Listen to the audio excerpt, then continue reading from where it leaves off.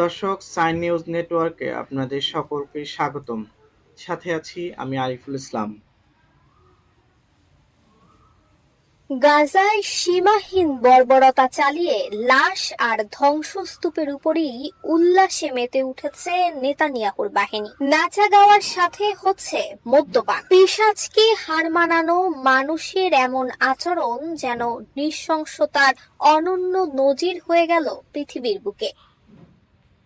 জ্বলে পুড়ে নিঃশেষ হয়ে যাচ্ছে ফিলিস্তিনের গাজা উপত্যকা। একের পর এক ইসরায়েলি মিসাইলের আঘাতে প্রতিনিয়ত ধ্বংস হচ্ছে ফিলিস্তিন। সম্প্রতি বেশ কিছু ভিডিও ছড়িয়ে পড়েছে সামাজিক যোগাযোগ মাধ্যমে, যেখানে দেখা যায় মিসাইলের আঘাতে মানুষ 10 থেকে 15 তলার বেশি উচ্চতায় উঠে আবারও নিচে পড়ে যাচ্ছে।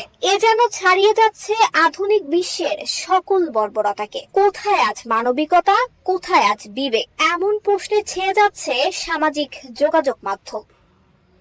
গাজার এই ভয়াবহ চিত্র দেখে শুধু যে মুসলিমদের হৃদয় ব্যথিত হচ্ছে তা নয়, ভিন্ন ধর্মীরাও আজ ব্যথিত ইসরায়েলের স্মরণকালের সবচেয়ে বড় এই নৃশংসতায়। কারো কারো মতে ওরা মানুষ নয়, জীবন্ত কোনো জন্তু, জানোয়ার কিংবা হিংস্র পশু।